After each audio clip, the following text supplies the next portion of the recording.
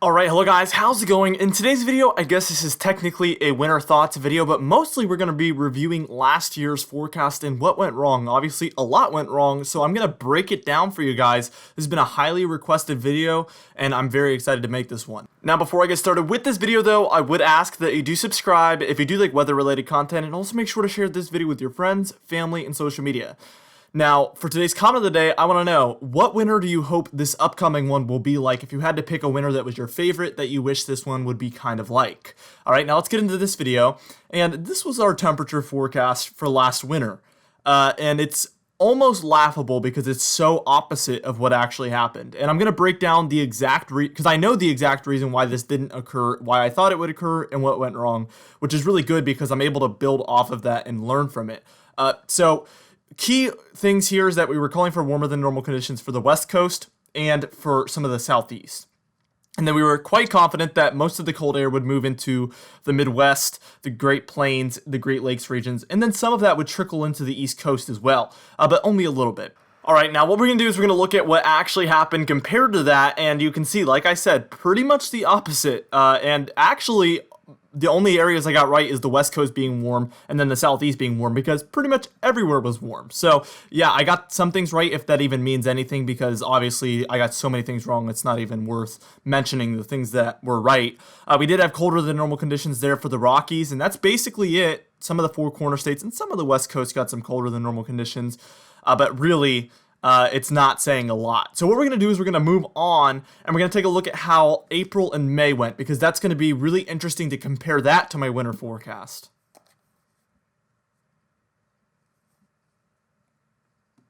Alright, now let's take another look at that temperature forecast for last winter. Take a mental note of it. I want you guys to remember this really well because I'm going to be comparing it to another map now.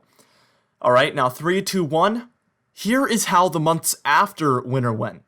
And look at that, it is almost identical to my forecast. And when I saw this, I was shocked because I was thinking, how could this happen? And you know what came to me? All of the teleconnections I was taking a look at for my forecast last winter, I was onto the right idea. I was onto the right idea. It just didn't happen in the timing I thought it would happen, which makes it completely wrong. And I'm not trying to erase that fact. The winter forecast was completely wrong.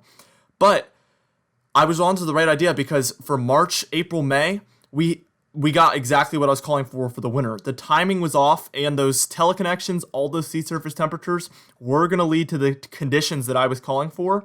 It just took longer than I anticipated, a lot longer, because it took 3 months longer. I was forecasting it for December, January, February, but it actually ended up happening March, April, May.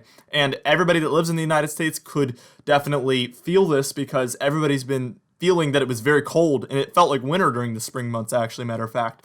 Alright, so what we're going to do is we're going to move on and take a look at some of those sea surface temperatures I used for my forecast. We're going to look at the maps from last December for the Pacific Ocean and the Atlantic Ocean, and I'm just going to go over what I used for my forecast.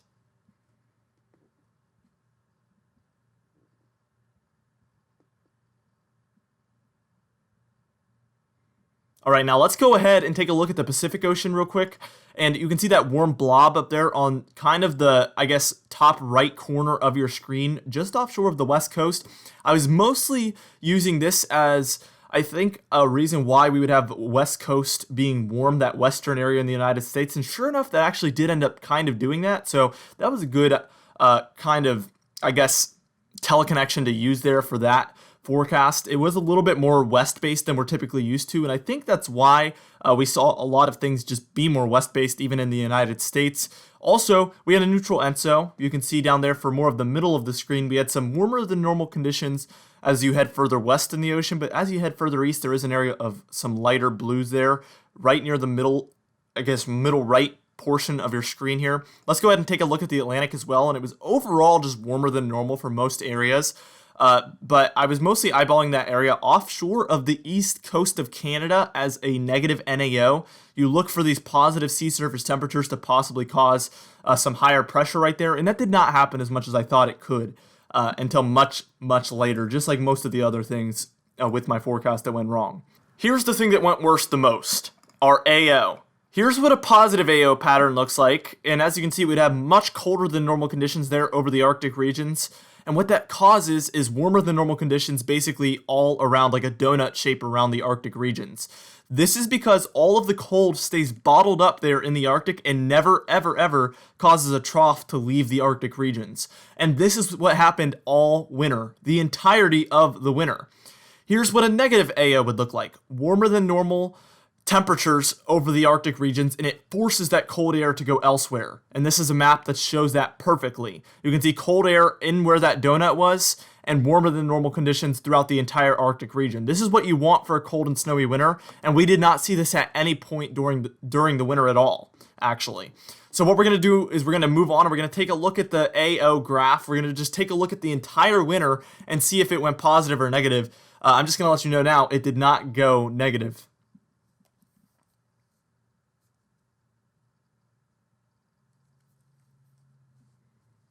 All right, so here we are taking a look at this graph, and this was for December 16th, and it was negative for the first couple of weeks of winter. So I guess I lied. It was negative for some time. But we didn't know this at the time. This was the last time it would go negative for the entire winter. And this is almost unheard of levels of positive AO. So let's go ahead and move on. And as you can see, by the time we were at about Christmas time, it was going to head positive. You can see it bumps up above that black line. That straight black line is the neutral line. So if it's above that, it's positive. If it's below that, it's negative. And you can see it was going to go well above that and stay well above that.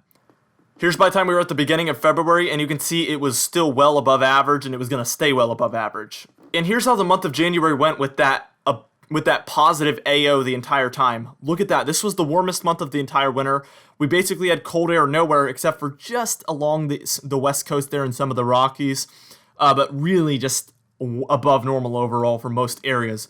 And here's as we continue on. This is as we get towards about mid-April. This was the first time we see it go negative for the entire winter and spring months.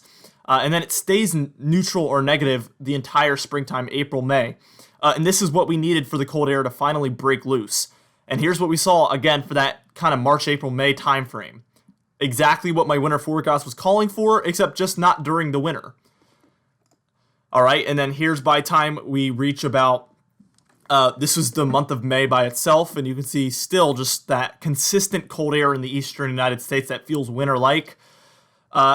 What we're going to do is we're going to move on to another oscillation, our PNA, and then we're just going to look at some more things. We're going to compare this to our upcoming winter, just take a look at why I know the same thing isn't going to happen this upcoming winter.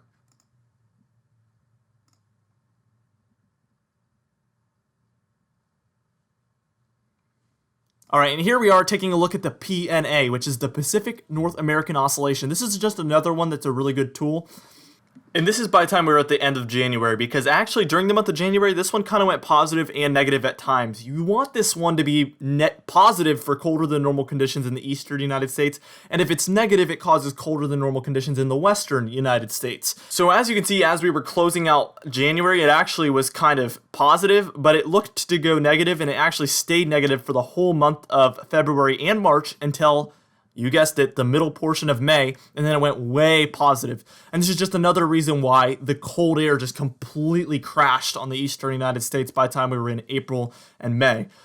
So let's go ahead and take a look at the temperature anomalies for the winter once more. And as you can see, this is the entire winter. Again, the Arctic regions up there, you see those blues and greens for Alaska, portions in Canada, Greenland, some of the ocean up there where it was obviously iced over by this point. So as you can see, we had warmer than normal conditions surrounding all of those regions, especially the eastern United States, and they're also in Russia, where they dealt with an even warmer winter than we did compared to normal, much, much above normal temperatures. I mean, for there, we're seeing temperatures that are maybe 9 to 18 degrees above average, which is just extremely above normal. But then let's take a look at, by the time we're at April, May timeframe, and look at the Arctic regions. Well above normal temperatures set up, and then we see the Arctic air finally crash into the United States. So it was just a case of it lagging behind. It just happened much later than we anticipated. My teleconnections, the sea surface temperatures we were taking a look at, we were onto the right idea. And after the winter was over, I didn't even think this. I thought, wow, we really just messed up, and I was trying to find a reason why this happened. And then April and May happened, and I'm like, our winter just happened. The conditions we were expecting for the wintertime happened after winter ended.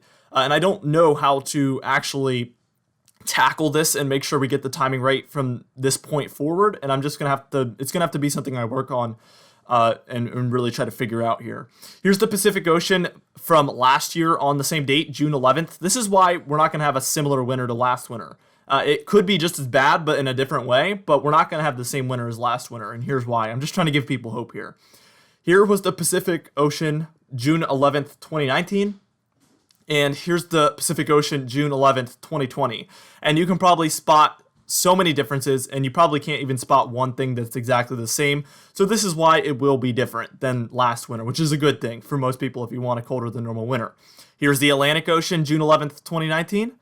And here is it June 11th, 2020. And the Atlantic Ocean is actually more different than last year. We actually see a better signs at a negative NAO, but obviously a lot is going to change from June 11th now until December. So we're just going to have to continuously track this throughout the summer, fall, and winter, and it's going to give us the keys to what this winter is going to be like. And again, it's not going to be exactly like last winter, which is the good news, because last winter is about as bad as it can get.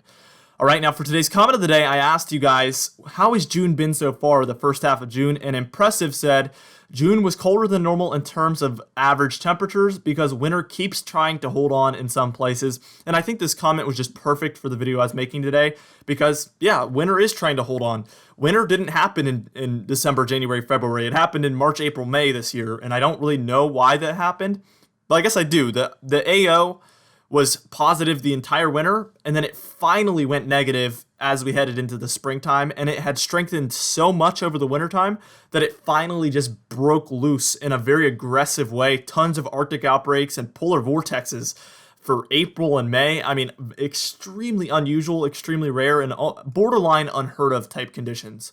Anyway, guys, thank you so much for watching this video. I hope I didn't bore you guys to death. This was a very technical video, and I know it's not about a lot about what's upcoming, but it's about the past. But hopefully enough of you were able to appreciate this and appreciate the fact that I was willing to talk about this, because I guess I could have just never talked about it again and just forgot it, but I really, really wanted to share with you guys these thoughts that I've had about why it was so bad and why we kind of had the right idea, but it just did not work out the way we thought it would. Anyway, guys, thank you so much for watching this video. Again, be sure to share it with your friends, family, and social media. I will see you guys in the next video.